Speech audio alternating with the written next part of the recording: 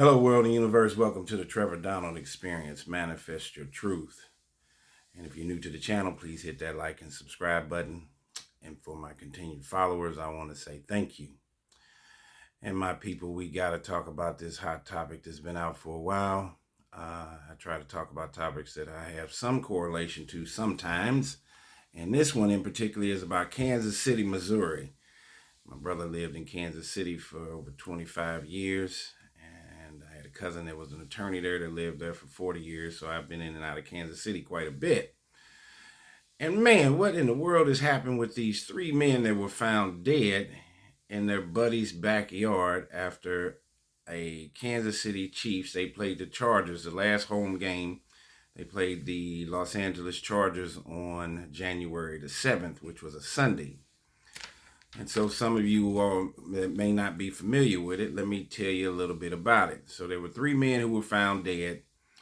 37-year-old David Harrington, 36-year-old Clayton McGinney, and 38-year-old Ricky Johnson while visiting their friend, Mr. Jordan Willis, at his home to watch the Kansas City Chiefs play their final regular season game against the Los Angeles Chargers. And of course, we know that Kansas City is in the Super Bowl again for what is like the fourth time in 6 years. So they're doing well. So these guys went to hang out. They said they bought like 30 or 40 or 50 beers. They had plenty of beer. Go hang out, watch the game. People do that all the time. I have friends here that I get together. We get together every Sunday and watch football. As I've said in one of my previous videos, football is the most fiscally sound and marketed game out today. And it is the only thing that has replaced God and church on Sunday. And the biggest single event that takes place in the United States of America, single event, the most watched, televised, supported event is the Super Bowl. They know how to market the NFL like no other, and they're killing the NBA as far as fan base. But back to this story. So three guys end up dead in the backyard of Mr. Jordan Willis's home. So they said family members met with the Platte County prosecutor on Wednesday, the same day that Mr. Jordan Willis checked himself into rehab to face an addiction. They say the three men went to Jordan Willis's house on Sunday, January 7th, to watch the Chiefs play, and the three men were alive into the early hours of Monday morning, possibly as early as 1 a.m. Late on Tuesday, McGinney's fiance went looking for him. She called him. He wasn't answering. She knew that he had gone over to Jordan Willis's house, and she wasn't getting an answer from Jordan Willis and or Clayton McGinney, her fiance. And so she broke into the property of Mr. Willis's and discovered a body on the back porch. All three men were ultimately found dead outside the house. So she called the police. So she goes over to Jordan Willis's house, looking for her fiance, making sure he's not cheating, of course, and wondering what the hell is going on, and finds her fiance deceased. I mean, that has to be heart-wrenching for her to find that out and then have to tell his parents and call the police. Initially, the Kansas City police said that foul play was not suspected. They were found dead. Now, they went there on January 7th, and then they were not found until January 9th, on Tuesday. These guys have been out in Jordan Willis's backyard for 2 days. So neighbors didn't see these dead bodies. I don't know what kind of neighborhood he lives in. I guess nobody goes to work or lets their dog out in the backyard or what have you. That you got three deceased men laying in the backyard like they are backyard furniture. And so Jordan Willis said that he was unaware of the bodies in the yard because Willis worked from home and had no reason to go outside. He also stated that he slept most of the day on Monday, so I don't even know if he logged in to work. Mr. Willis said he also didn't check his phone for 2 days and he did not see that people had reached out to him asking about the location of the three men. So when they left around 12 or 11, 12, 1 o'clock in the morning, Willis said he let them out. Why they went out the back door versus the front door if they parked on the street. If you look at the pictures online, the backyard was all grass. It wasn't like there was a big garage back there. Why they went out the back door is interesting or suspicious. And he lets them out, goes back in, and these guys just drop dead. Now, I'm a middle-aged man. I've started a YouTube channel, and I talk about interesting topics. And I always talk about the utility of using your five senses, your gut instincts, your survival instincts. And also, I say having a PhD common sense kind of approach to navigating your way through life. So when I first heard this story, I'm like, okay, three guys simultaneously die all at the same time. If it wasn't gunplay, where somebody is sitting in the backyard waiting on them and shoots them, how do three people simultaneously die at once? It only could be one thing: drugs. In today's time, the opioid addiction and crisis is at a premium. It's one of the 2 or 3 top health risks in America today. Far worse than the 80s crack era, due to the level of addictive qualities to it and how it could cause immediate death. And I'm talking specifically about fentanyl. Of course, we knew artist Prince died of it, trying to get Vicodin off the street, and then it was laced with it.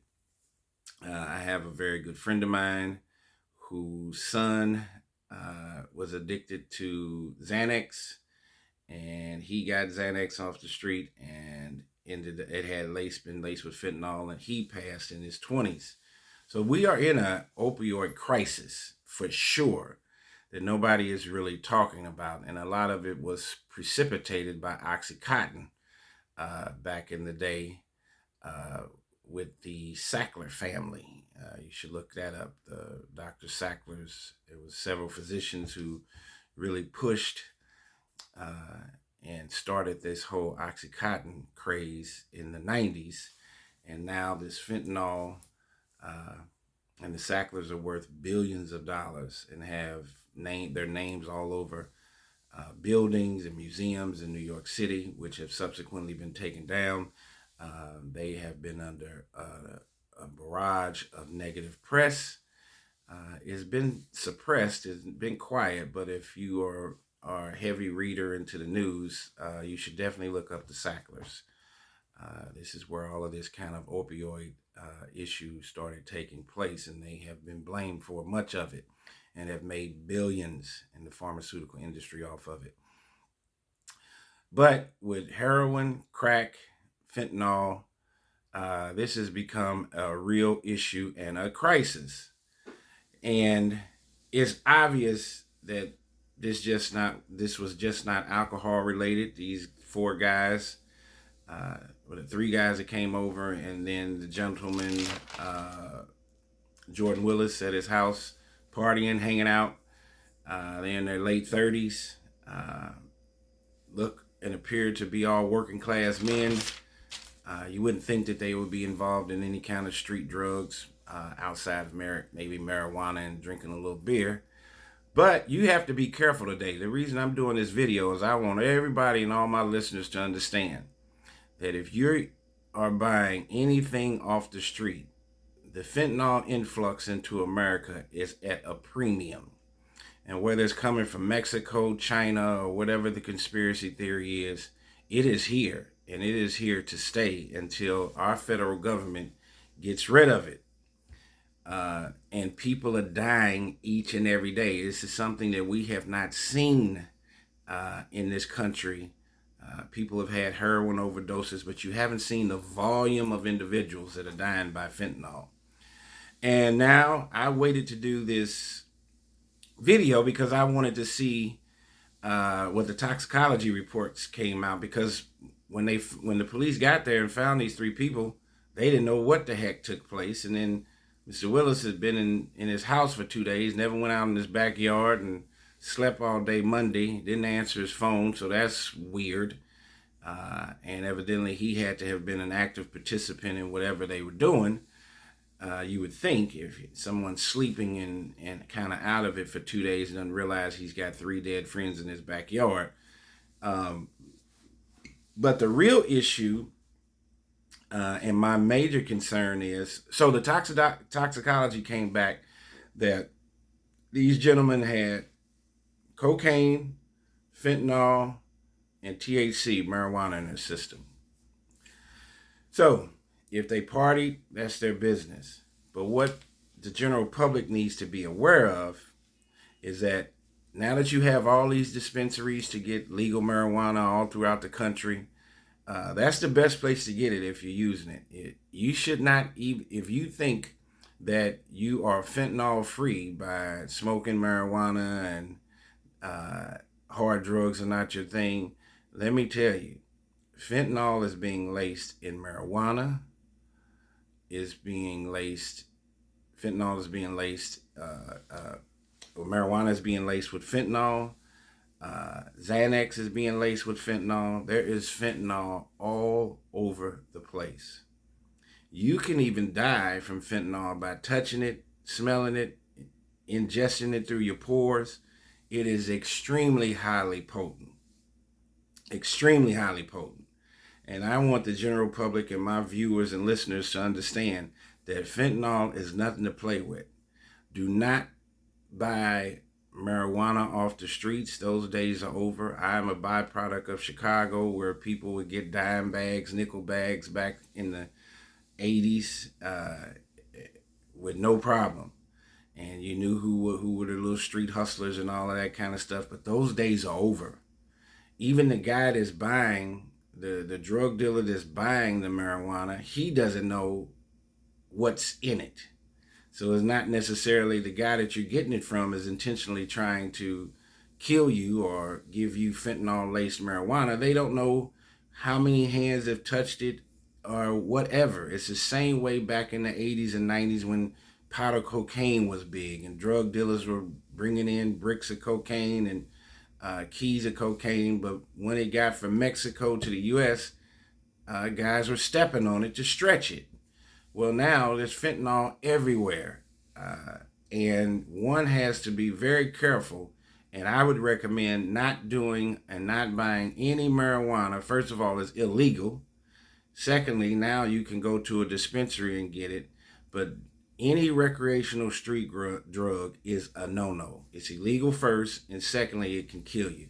And I think this is basically what took place with these three gentlemen. Whether Mr. Willis had it for them and it was the party house, they're used to hanging out and doing their thing, but they got hold of a bad batch of whatever illicit drugs that were taking place, and it snapped all three of them at once. And with the bigger problem from a societal and a public safety issue is if they did get their recreational drugs from somebody else, that person, say he or she has a big batch of it and is selling it as a drug dealer. Well, that batch, which is filled with fentanyl, whether it's the marijuana, the cocaine, whatever it was, the fentanyl, it was laced with fentanyl, it's going to destroy other people too, not just them.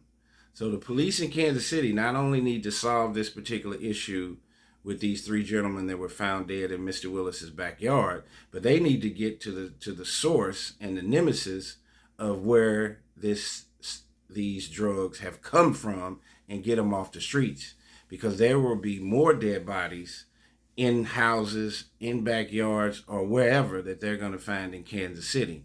There was an instance about a year ago here in St. Louis where there was a young lady who was selling drugs in a high-rise apartment building, and she didn't know that the drugs were fentanyl-laced, and like 9 people died in one weekend. 9. And of course, they had text messages from the deceased, and they were able to corroborate and go back to this one particular female who was selling it in her apartment complex. She got life in prison. 9 people died in one weekend. So the Kansas City police need to get on top of this investigation, find out what's going on. That this is such an oddity that everybody is talking about it. And these 3 men who had their lives in front of them, none of them were 40 years old. And I know that they didn't expect to go over to Mr. Willis's house and succumb to death. And I pray for their families. Hopefully Mr. Willis had no desired intention on harming his friends.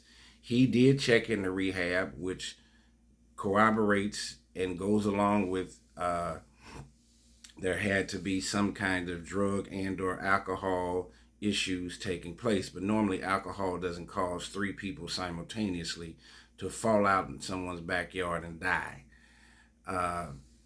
So anyway, please take a look at it if you haven't seen it. 3 friends ended up dead in the backyard of their friend, Mr. Jordan Willis, in a Kansas City home after the Kansas City Chiefs versus the Los Angeles Chargers final home game, January the 7th.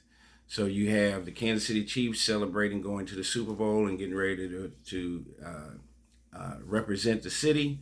But then you have in the heartbeat and of the city, you have these 3 mysterious deaths that have taken place, which takes a little bit of the joy out of the Kansas City Chiefs going to the Super Bowl, because there's been disruption and chaos in at least 4 families, Mr. Willis's family and the 3 individuals that succumbed to death as a result of hanging out January 7th.